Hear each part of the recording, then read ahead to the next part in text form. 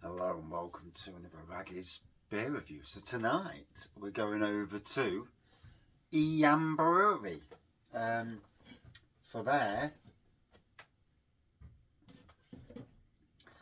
Black Death Imperial Stout. There we go. Big 750ml bottle. It is Tuesday. It's a weeknight. 11% Black Death Imperial Vanilla Stout. It says on the back, Imperial Strength Stout flavoured with natural vanilla. Bottle condition, best served at room temperature. Pour carefully into a glass. 11%. Get in, bun. Let's get in. Let's do this. Let's do this.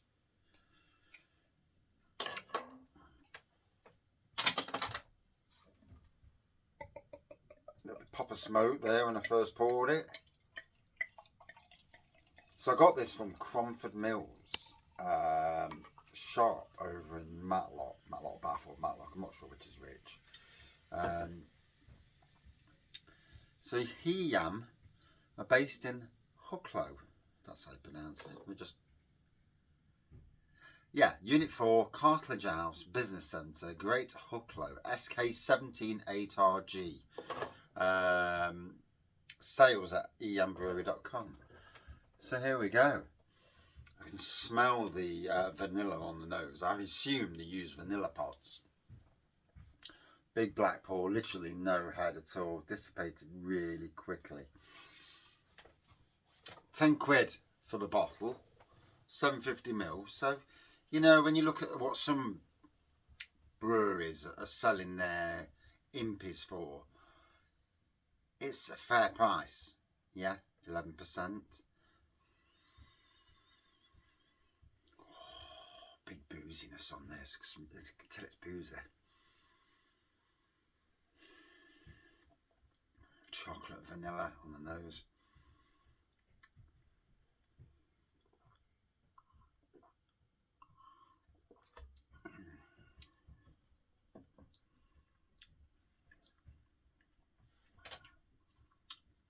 Nuttiness, dark malt.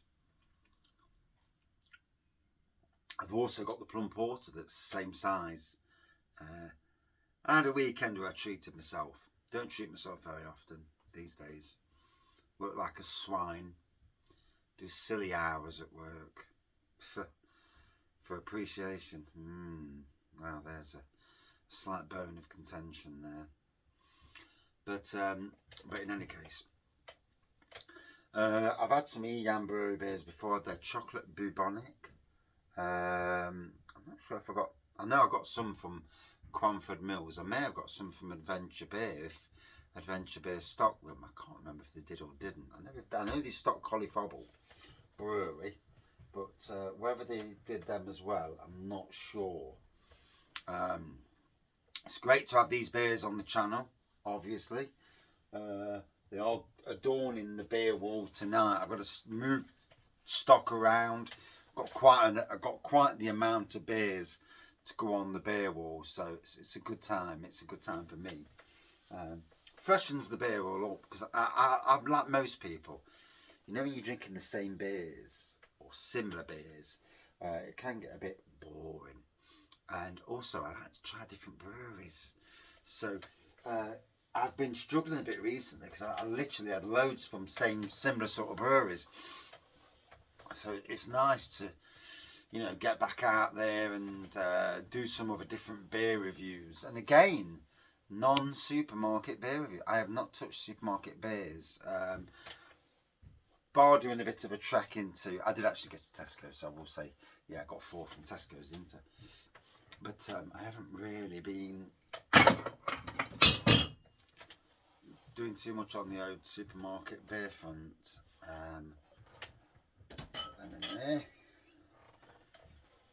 So,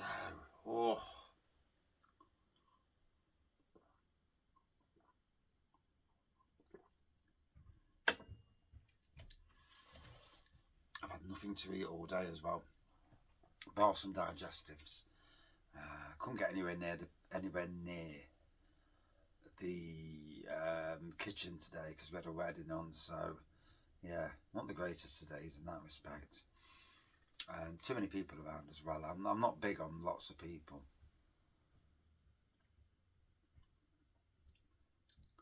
I like good people, but you know, the ones that you can tell are not good people. No time at all. But anyway,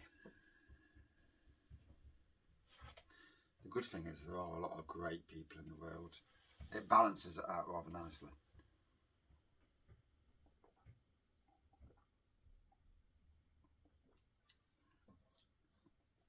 Oh. So straight up Impy Stout with the addition of vanilla, chocolatey, malty. Like I say, it is a tenner for an 11%er, 750ml bottle. That's a fair price. I mean, I went to a brewery recently. They had a barrel aged one. It was 20 quid. Then we're getting into the price of, wow, that's a lot of money to spend. 10 quid I think is fair. It's like a can and a half. There'll always be people out there who say, I am not paying a tenner. And I absolutely understand that. You know, never get me wrong on that side of things. Obviously, this is in a little shop. The beer sold help fund the shop. You know, keeping that going, keeping somebody in a job. So, oh, I've got Stilton steak in the air. I've got Stilton in the air. It's just reminded me that as some Hartington Stilton. Oh, bless you. That'll go down well with this, actually.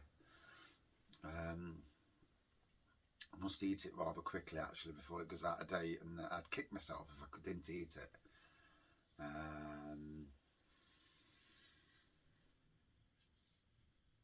Yes, I must, yes.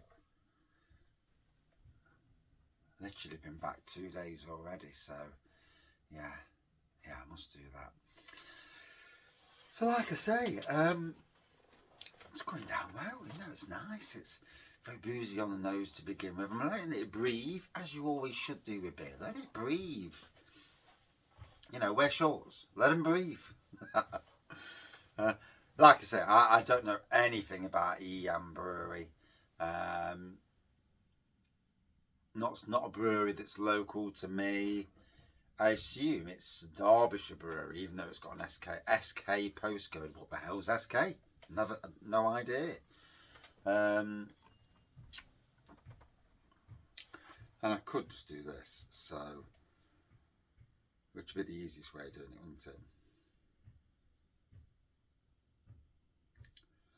What part of the country has an SK postcode? According to Wikipedia, these cover southeast Greater Manchester, parts of East Cheshire, northwest Derbyshire and a small part of North Staffordshire. Northwest Derbyshire, including Buxton, High Peak and Glossop.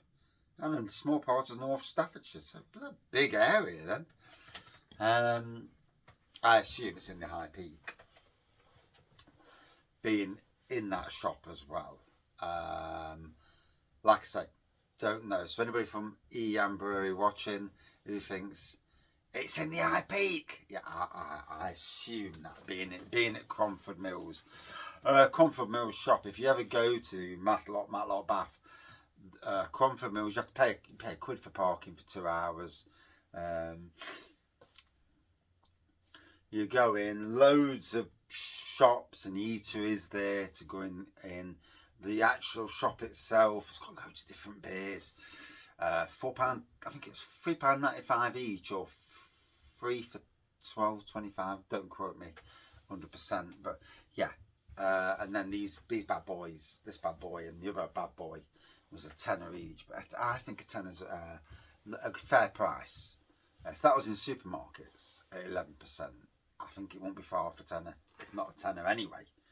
So it's a good price. It's a price, a fair price for the for what it is. There is a QR code on the side as well, so I'm going to scan that QR code just for the sake of being, and not only that, letting it breathe.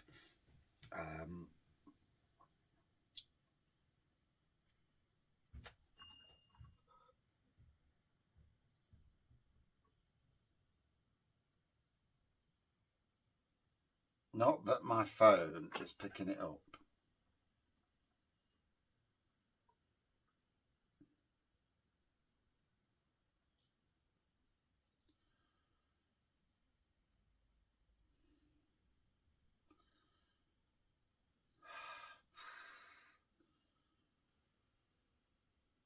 No. No. Probably too small. Otherwise my phone's crap. One of the two. Oh. Feels nice to be in the beer room after a long day. It's my salutation. We need, all of us in life, need a bit of salutation. It's why I do beer reviews, to give me some me time.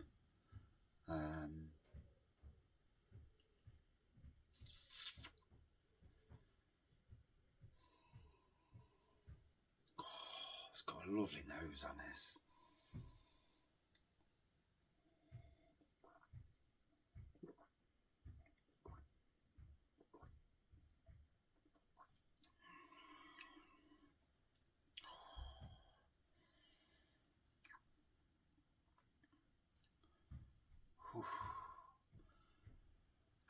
It's got some poke on it as well, if I'm being honest. It's a nice beer. 11% session strength.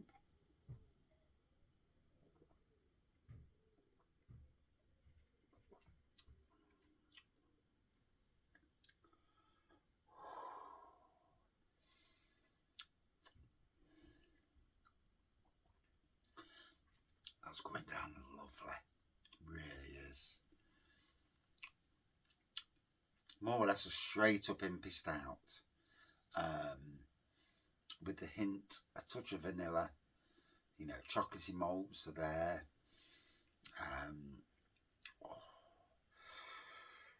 It's making me fall asleep as well.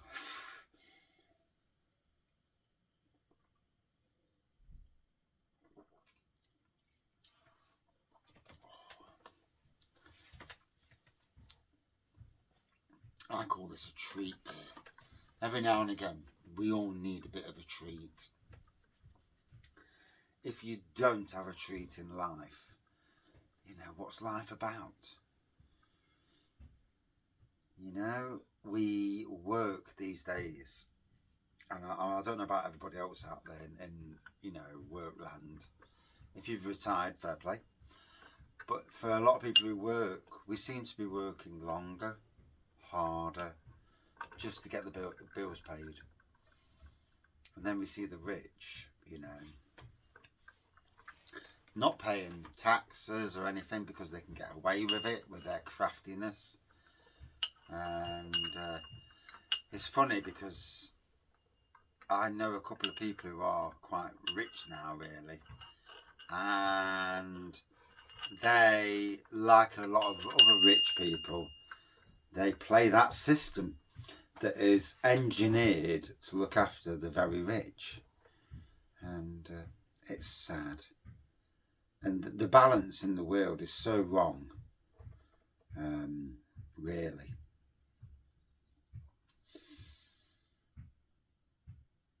Does money make you happy? No. Does having a bit make you happy? Yeah, yeah. That ability to go out and treat yourself every now and again.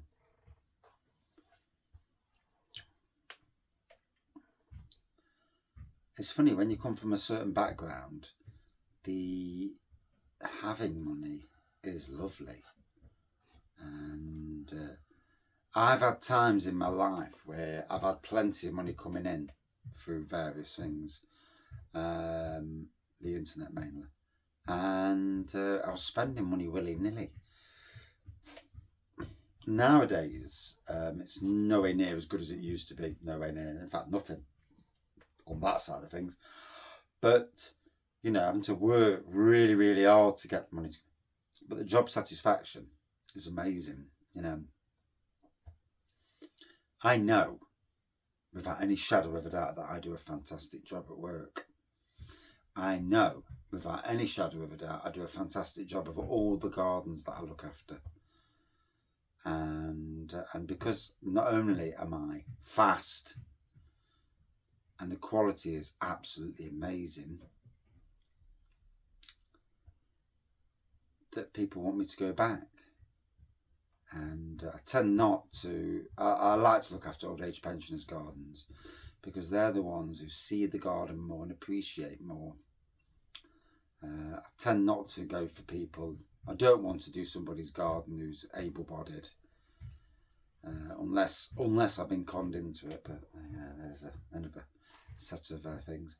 So anyway, I'm enjoying this, as you can tell. I'm talking.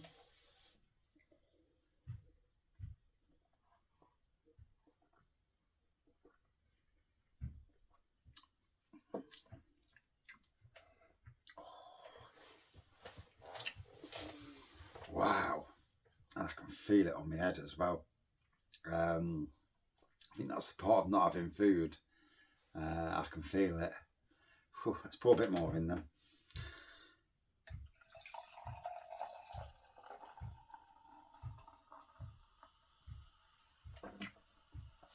So I'll put something on the top, stop the air getting to it for the next time I come down the shed and drink, which will probably be tomorrow night now, because I'll not be walking down to the shed tonight again.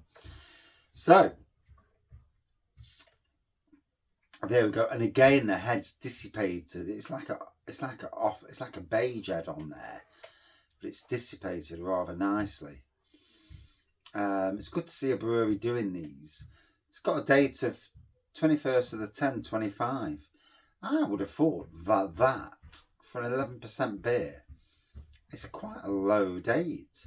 When I consider that Bateman's Brewery on their vintage ale put a 25-year date on a 7.5% beer. Now, surely, how do you know? I know that Blue Monkey, with their beers, gotta be honest, you know, I've not heard of anything from local breweries for a while. It seems like my Facebook and social media algorithms just don't show local breweries anymore. Very interesting.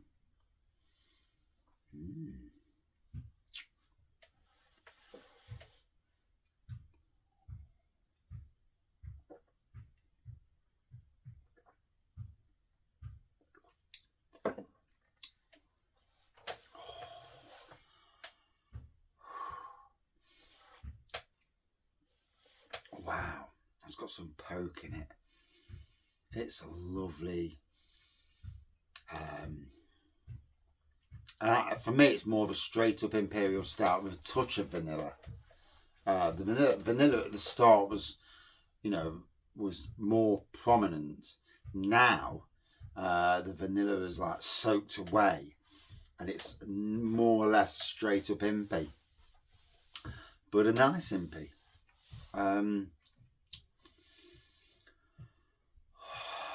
It's going down a treat, I know that. And like I say, I do love a good beer. Some people, 4%'s their limit, and I get that.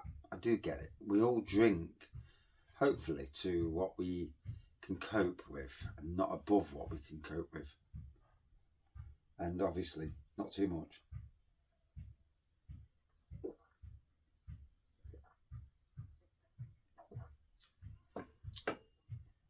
Oh, yeah, proper straight up impy, that is. I've actually got the 7% version as well. So the Black Death Vanilla 7%. So yeah, it's nice. It's nice. I wanted to, and I've also got the Plum Porter, obviously. Here we go. Really looking forward to testing that. 11%.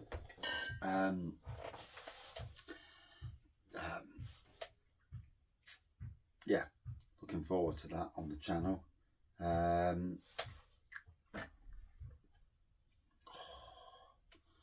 Well.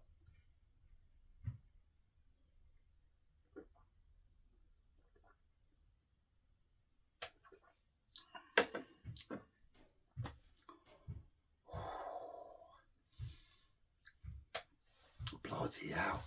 That's a banging beer, gotta be honest. Have you ever, for those watching, have you ever heard or had Eyam Brewery beers? It'd be lovely to know if you have. And if you are a fan of the brewery, let me know what you've had and what you rate. I don't know anything about the brewery. So, you know, people telling me stuff about the brewery is interesting, you know. I look at beer reviews as a two-way thing, where when I don't know anything, and when I don't know the style of beer, and I don't know this or that, the education, even if people look up on Google and say, oh yeah, these are from this area, you know, it's interesting. And if me doing that inspires other people to be interested, then that's a fantastic thing. And obviously Cromford Mills, you know, they're supporting this brewery by stocking the beers. Fantastic for, you know, anybody going to Matlock. Matlock is quite the area for visitors.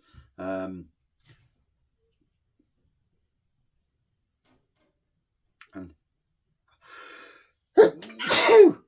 for the likes of Aggie's beer reviews as well, obviously, because second time I picked up a load of their beers, and the big beers as well this time, not just the normal ones. There are other beers I could have picked, but I wanted to just focus on one brewery. There were two big beers there were three beers I wanted, all three, but tick the over Aggie boxes. And yeah, oh gosh, it's that time of the year. Dust and hay fever really hampers my ability. Hay fever tablets.